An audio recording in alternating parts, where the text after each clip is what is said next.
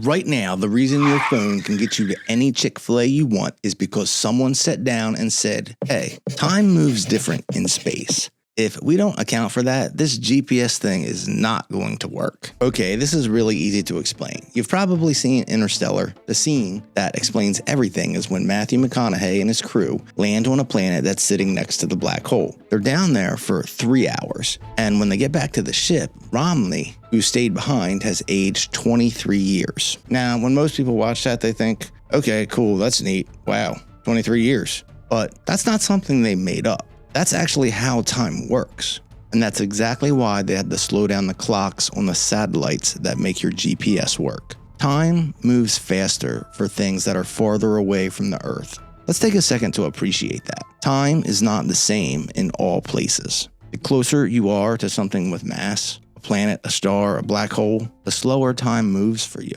Not like slower like I'm at work on a Friday, slower like you were actually ticking through time at a different rate than everyone else. Einstein figured this out in 1915, and we've been verifying it ever since. Earth has mass and gravity gets stronger the closer you get to the center of that mass, which technically means your head is a little bit older than your feet, technically. Even if you're kind of short, that body length distance is enough to cause a time difference.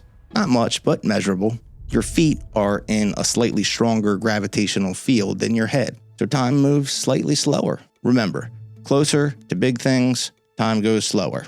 Scientists at NIST, the National Institute of Standards and Technology, they actually measured this. In 2010, they took two really precise clocks, and they put one slightly higher than the other. Then they measured. The clock further away from the ground actually ticked faster, like it was moving into the future. This isn't theory, this actually happened.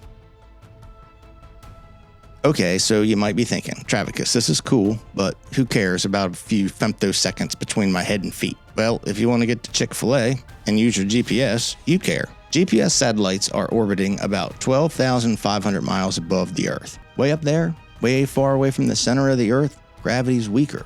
So up there, time moves faster than your phone down here.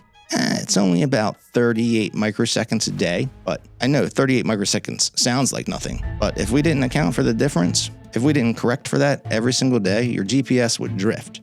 Not by a little, it would be off about 7 miles every single day. And it would just keep accumulating. 7, 14, 21, all because of time dilation. Now there's also a speed component to how your GPS is affected, but that's another video.